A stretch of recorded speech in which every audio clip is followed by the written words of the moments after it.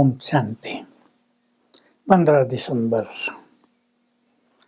आज बाबा ने क्लास में आते ही सबको बहुत ही उमंग से गुड मॉर्निंग की। रूहानी बच्चों को गुड मॉर्निंग।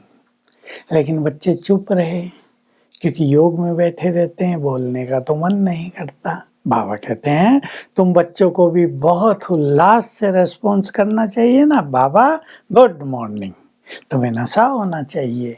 आखिर वो दिन आया आज कि जिसको हम पुकारते थे, जिसको याद करते थे, वो सम्मुख आकर हमें गुड मॉर्निंग कर रहा है। कितने नशे की बात है। हम सब भी सवेरे उठकर बाबा को गुड मॉर्निंग करते हैं।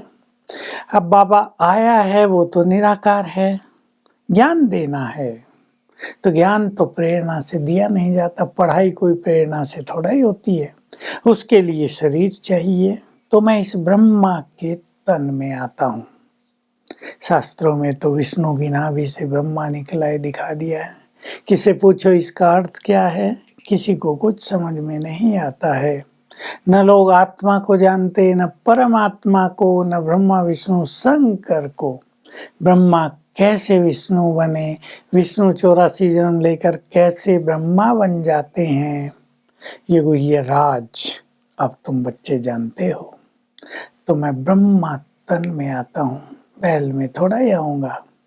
इसलिए इनको भागीरथ भी कहते हैं, नंदी गण भी दिखा दिया है।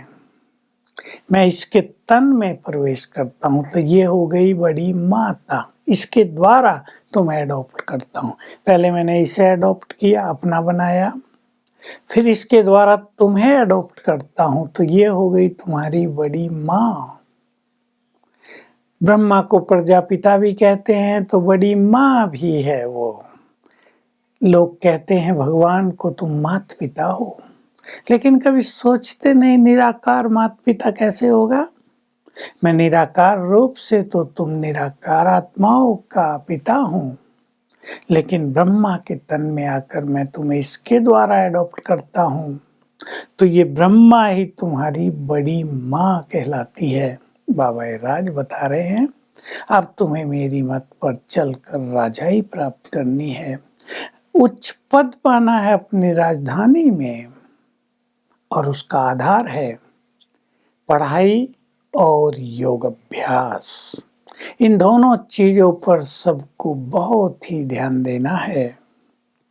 पढ़ाई रोज पढ़नी चाहिए। बाबा ने बहुत पावरफुल सी बात कह दी कि लौकिक पढ़ाई में भी बच्चे कॉलेजों में थोड़ा देर से आने पर भी गैलअप कर लेते हैं ना। तुम 1 साल से आए हो, 30 साल वालों से भी आगे जा सकते हो, क्योंकि पढ़ाई में और योग अभ्यास में इतनी पावर है।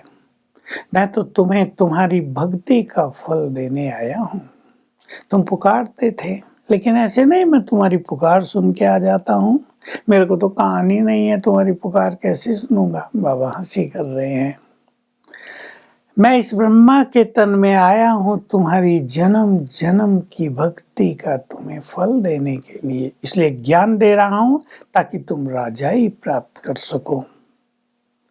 अब यहाँ तुम्हें नशा चढ़ता है, जो हमारा है वो सब बाबा का है, और जो बाबा का है वो सब हमारा है। बहुत नशे की बात है। बाबा का क्या है, सर्व खजाने हैं, स्वर्ग का राज है, वो सब हमारा हो गया है। तो बाबा क्या उमंग दिला रहे हैं, तुम बच्चों को बहुत ही श्रेष्ठ पुरुषार्थ करके गैलअप कर लेना चाहिए। सेवा की उमंग दिलाते हैं, याद दिला रहे हैं बच्चे। देखो साइंस का कितना जोर है आजकल, लेकिन साइंस ने सुखों के साधन बनाए, वो अल्पकाल के साधन हैं, थोड़ा सा सुख मिलता है। लेकिन इसी साइंस के द्वारा महाविनाश भी हो जाता है, बहुत दुख की बात होती है वो। लेकिन ड्रामा बना बनाया है, जैसे कल पहले हुआ था वैसे ही होता जाता है। लेकिन ये ड्रामा की बात नई आत्माओं को नहीं सुनानी चाहिए, नहीं तो कंफ्यूज होते हैं। ड्रामा बना बनाया है, फिर हम पुरुषार्थ क्यों करें? राजाई मिलने वाली होगी तो मिल जाएगी, ड्रामा चाहेगा तो हमसे पुरुषार्थ करा लेगा। इनको ये रहस्यों को कई लोग नहीं समझते, इसलिए पहले पहले उन्हें ये बात नहीं बताओ। बाबा तो कह रहे, अरे बच्चे, पानी भी तुम आप ही थोड़ा ही पी लोगे, पानी पीना पड़ेगा, आप ही थोड़ा ही चला जाएगा अंदर, गिलास तुम्हें लेना पड़ेगा। पानी पीने के भी तो पुरुषार्थ है ना, बिना पुरुषार्थ के कोई प्रारब्ध नहीं मिलती है। इसलिए तुम्हें बहुत अच्छा पुरुषार्थ करना है। उनका है साइंस बल और तुम्हारा है साइलेंस पावर। तुम पढ़ाई से, योग से, प्योरिटी से साइलेंस पावर को बढ़ाते चलो। पहली विधि है, मैं आत्मा शांत स्वरूप हूँ। इसमें स्थित होते जाएंगे तो तुम्हारी साइलेंस पावर बढ़ती जाएगी। उस साइंस की पावर से कलयुग का विनाश होगा और तुम्हारी साइलेंस की पावर से सतयुग की स्थापना होगी। तुम अब जानते हो सतयुग की स्थापना हो रही है, हमें उसमें पार्ट बजाना है। बाबा इस बेहद के संसार के विशाल ड्रामा की चर्चा कर रहे हैं। ये संसार एक ड्रामा की तरह है। उस ड्रामा में, फिल्म में तो 50-60 एक्टर होंगे, लेकिन ये विशाल नाटक, अरबों अरबों एक्टर्स इसमें शरीर लेकर पार्ट बजा रहे हैं। अब तुम जान गए हो, ये ड्रामा विश्व का ड्रामा बना बनाया है। अब कलयुग का अंत आ गया है और हम सब आत्माओं को पावन बनकर अपने घर वापस चलना है। तो पावन अवश्य बनना है। तुम बुलाते थे ना बहुत, हे पतित पावन आओ, हमें पावन बनाओ। तो मुझे आना पड़ा, मैं अपने राइट टाइम पर आता हूँ, किसी के बुलाने से नहीं। क्योंकि जब सब पतित हो जाते हैं, जब सब दुखी हो जाते हैं, तभी मैं आता हूँ, सबको ज्ञान देकर पावन बनाता हूँ। तो जो देवी देवता धर्म के होंगे, सूर्यवंशी, चंद्रवंशी होंगे, वो आते जाएंगे। 16 कला थे भारतवासी, फिर 14 कला हुए, तो जो 16 कले थे वही 14 कला हो गए। द्वापुर से अलग अलग धर्म आए।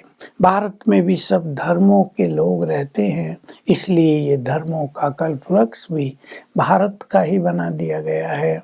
तो तुम सभी अब बाप के सम्मुख बैठे हो, बहुत भाग्यवान हो।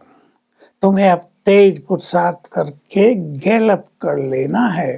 तो आज हमें चिंतन रखना है कि हम लेट आए हैं 2 साल से, 5 साल से, तो हम कैसे तेज पुरुषार्थ करके आगे जाएं, इस पढ़ाई को जीवन में धारण करें और योग युक्त होने का कैसे अच्छे से अच्छा अभ्यास करें। वरदान है, पुराने संस्कारों रूपी अस्थियों को संपूर्णता के सागर में समाने वाले समान संपूर्ण भाव।